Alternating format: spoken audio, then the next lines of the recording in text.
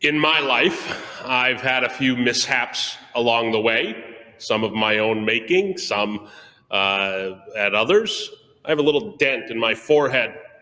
It stems from when I was 4 years old. I was 4, my older sister was 6. Somehow we were being babysat, but in the mix of 6 kids in the house, the babysitter didn't notice that Anne-Marie and I went out to the backyard, and she was going to practice her golf game with one of Dad's golf clubs. I was a little too close, and her backswing was as powerful as anybody's follow-through. I had a number of stitches and never saw that babysitter again.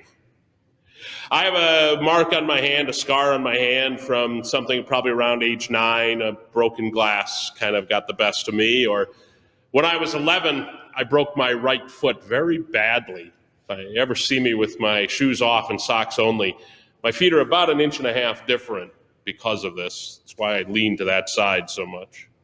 And then maybe the last thing is I had surgery about 10 years ago on my neck, and so there's a little bit of a scar here at the base of my neck. There are little things. Whenever I see one of the kids in the school and they had some sort of accident, I always tell them, be sure you have a good story to tell. Be sure you have a good story to tell, because they kind of become the outward signs, the outward reminders of our progress through life. Now, in our gospel today, you're probably already telescoping. Oh, yes, because Thomas wanted to see the wounds of Jesus, what we often refer to, the 5 sacred wounds in his hands and his feet, in his side, because Thomas wanted to see them. That's what Father is going to talk about. But that presence of Thomas and his doubt, and then his being challenged by Jesus, makes us miss something. The fact that when Jesus came to the upper room with the 10, the week before Thomas was there, he greeted them, peace be with you, and he showed them his hands and his side. The wounds were still a necessity to that belief, that understanding, that context that all of the disciples had to have. Certainly they were the proof that Thomas laid before them and laid before the Lord, but they were necessary to show those, to encounter those, to understand those scars for the disciples in totality. And I think by extension for all of us. We can't say that pivotal moment of seeing the wounds of Jesus is really just for Thomas and the doubters. It's a necessity for all of us. It's also interesting to note that as we teach about the glorious resurrection of the body, one of the great questions that Thomas Aquinas tried to wrestle with somebody, it wasn't maybe a great question, but it was a good challenging question. What will our bodies be like? Will my feet be 2 different sizes? Will I still have my scars? Will I still be a little bit overweight or a lot overweight? Father Jordan's laughing over here on the off camera. Aquinas said it will be as perfect. He pegged it at age 33, the age of the Lord, at his death and resurrection. Jesus, in his glory, in his perfection, still had those wounds.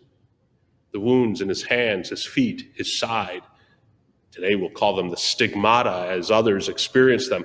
I wonder sometimes, I think the better question might be, why weren't the pierce marks of the crown of thorns included? Because I think they are a profound statement of his suffering. Why not the lash marks from his scourging at the pillar? Because they are a profound statement of what he went through.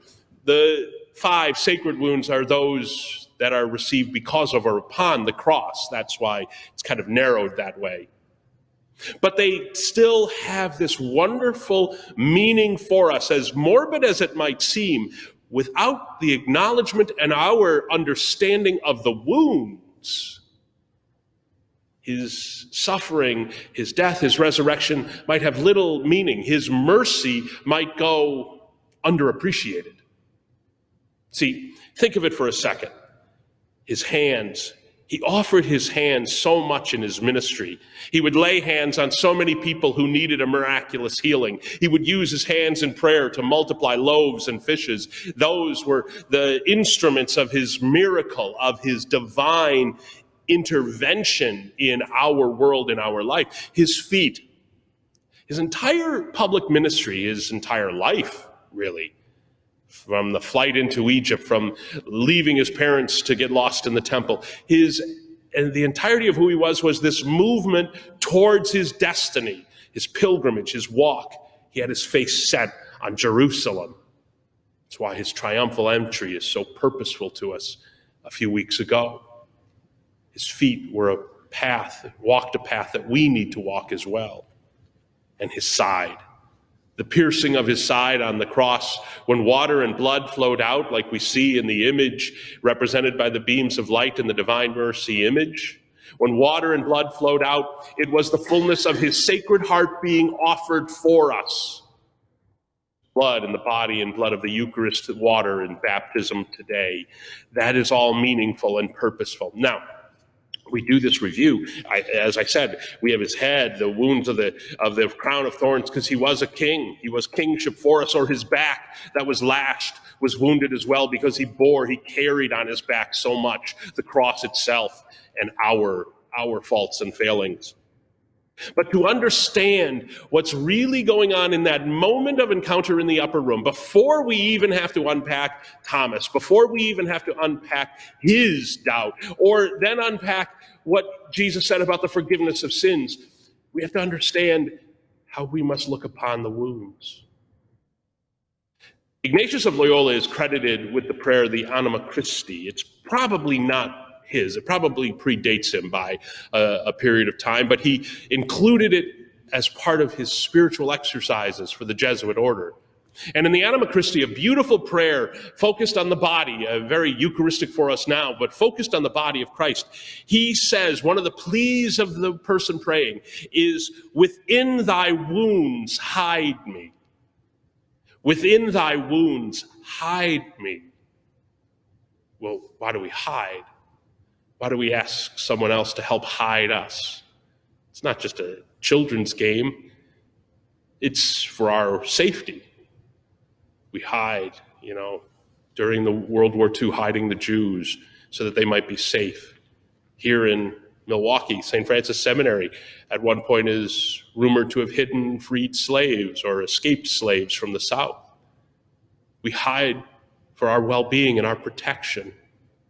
We hide so that we might have a moment to build up our own courage. We hide when we're a little worried and embarrassed and need to kind of collect ourselves. We hide when we need something. And to hide within the wounds of Jesus means we're hiding within what the rest of the Roman Empire and the rest of the world today condemns as his gifts of miracle by his hands, when the rest of the world condemns the path he walked, and the rest of the world condemns the Eucharist and the baptism he offers. We hide within that. This Divine Mercy Sunday is a wonderful moment to realize we might doubt like Thomas, but we might be just like the other 10 and didn't verbalize it right away, but needed to see the wounds, need to feel that very physical presence of the resurrected Jesus. We, on this Divine Mercy Sunday, might have to look upon his wounds and know in that, in his suffering and death, he could precipitate the gift to the church. Whatever sins you forgive are forgiven, whatever sins you retain are retained.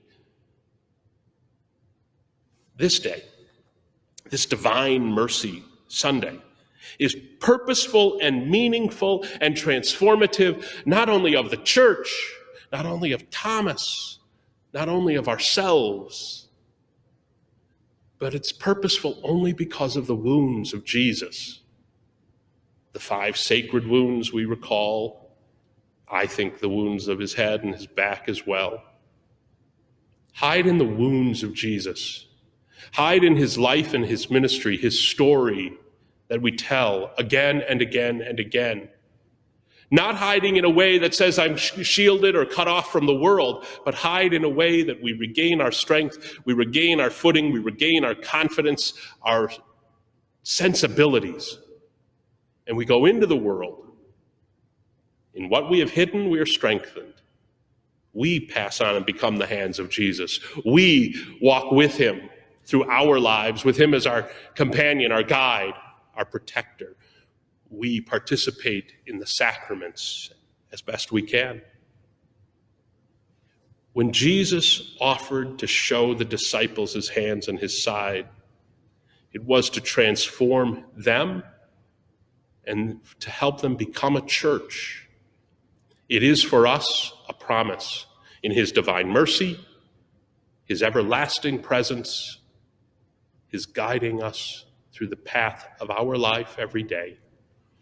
As the Anima Christi says, within thy wounds hide me, O Lord. May that give us confidence and trust every day of our lives.